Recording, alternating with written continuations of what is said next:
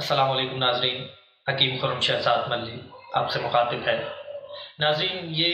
ہماری ایک اور ویڈیو طبی اصلاحات سے متعلق ہے، طبی ٹرمینالوجی کے متعلق ہے۔ ہم مفردات پہلے ویڈیو بنا رہے ہیں مفردات کے بارے میں، اس کے ساتھ جب ہم بیان کرتے ہیں کہ یہ دوسرے درجے میں گرم چیز ہے، یہ تیسرے درجے میں گرم چیز ہے، یہ پہلے درجے میں گرم چیز ہے، یہ چوتھے درجے میں گرم چیز ہے، تو درجہ بندی کی ہم بات کرتے ہیں تو ہم نے یہ ضرورت محسوس کی کہ ہمارے ناظرین کو یہ پتہ ہو، جو لوگ طب یونانی میں آنا چاہتے ہیں، طب یونانی میں کام کرنا چاہتے ہیں یا ہوم ریمیڈیز کی طرف مائل ہیں،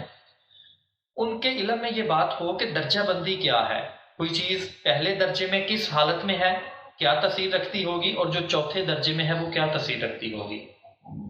تو اس ٹاپک کا احاطہ کرنے کے لیے ہم آج کی یہ ویڈیو بنا رہے ہیں کہ یہ درجہ بندی کیا ہے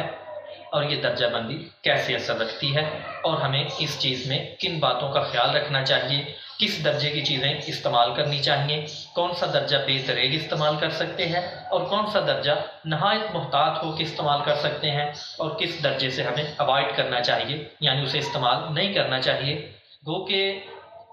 سبھی چیزیں حکماں کے استعمال میں ہیں، لیکن کچھ چیزیں ایسی ہیں جن کو خاص احتیاط سے استعمال کرنا چاہیے، اور وہ بھی آپ کے گوش گزار کریں گے۔ تو آئیے سلائیڈز کی طرف چلتے ہیں اور چیزوں کی درجہ بندی کے حوالے سے مزید جانتے ہیں۔ ادویات دو قسم کی ہوتی ہیں، ایک معتدل ہیں اور ایک غیر معتدل۔ معتدل ادویات وہ ہیں، یہ ذرا فرق سمجھ لیجئے، معتدل ادویات وہ ہیں جو ہم استعمال کرتے ہیں اور بار بار استعمال کرتے ہیں، وہ ہماری حرارت گریزی سے جا کے ملتی ہیں، لیکن ہمارے جسم پہ اس کا کوئی اثر ظاہر نہیں ہوتا، چاہے اسے ہم حد مقدار سے زیادہ استعمال کریں، جو اس کی مقدار متعین کی گئی ہے اس سے بڑھا کے استعمال کریں اور بار بار استعمال کریں۔ اسی طرح پہلے درجے کی ادویات آتی ہیں تو وہاں جا کے دوائے معتدل اور اول درجے کی ادویات میں تھوڑا سا فرق آئے گا، وہ وہاں جا کے ہم وضاحت کریں گے۔ فی الحال آپ یہ سمجھ لیں کہ جو دوا بار بار اور حد مقدار سے زیادہ استعمال کرنے سے ہمارے جسم پہ کوئی اثر ظاہر نہ کرے، اسے ہم معتدل دوا خیال کرتے ہیں، معتدل دوا اسے مانا گیا ہے۔ اب دوسری قسم آ جاتی ہے غیر معتدل کی۔ یہ ایسی ادویات ہیں جو ہمارے استعمال کرنے سے، مقدار خوراک سے زیادہ استعمال کرنے سے اور بار بار استعمال کرنے سے، یا کچھ ادویات مقدار خوراک کے اندر استعمال کرنے سے ہمارے جسم پہ اپنا اثر دکھاتی ہیں، ہمارے جسم میں ایک تبدیلی رونما ہوتی ہے، ان تمام ادویات کو غیر معتدل ادویات کہا جاتا ہے، اور ان غیر معتدل ادویات کی درجہ بندی کی گئی ہے۔ درجہ بندی کے حوالے سے ادویات کے 4 مفرد اور 4 مرکب درجے متعین کیے گئے ہیں۔ مفرد میں گرم، سرد، تر اور خشک ہیں، جبکہ مرکب میں گرم تر، سرد تر، گرم خشک اور سرد خشک ہیں۔ اب ادویات کے پہلے درجے کی طرف چلتے ہیں کہ کون سی ادویات ایسی ہیں جن کو ہم درجہ اول کی ادویات مانتے ہیں۔ ایسی ادویات جو تھوڑی مقدار میں استعمال کی جائیں تو جسم میں کوئی غالب کیفیت پیدا نہ کریں، لیکن زیادہ مقدار یا بار بار استعمال کرنے سے جسم میں کچھ تھوڑا بہت تغیر پیدا کریں، لیکن جسم کے افعال میں کسی قسم کا خلل نہ ڈالیں، تو اسے درجہ اول کی ادویات کہتے ہیں۔ مثال کے طور پہ استخدوس۔ اب درجہ اول اور معتدل دوا کے فرق کی جیسا میں پہلے بات کر رہا تھا، تو درجہ اول کی ادویات جب ہم بار بار اور مقدار خوراک سے زائد استعمال کریں گے تو یہ ہمارے جسم میں کوئی نہ کوئی اپنا اثر ظاہر کریں گی، چیز نظر آئے گی کہ ہم نے یہ چیز استعمال کی تھی مقدار سے زیادہ اور بار بار، لہٰذا ہمارے جسم میں یہ تبدیلی ہوئی ہے۔ لیکن معتدل دوا کی یہ خاصیت ہے کہ وہ آپ چاہے مقدار سے زیادہ استعمال کریں یا بار بار کریں، پھر بھی وہ کوئی تبدیلی ظاہر نہیں کرتی۔ تو یہ فرق واضح کرنا تھا۔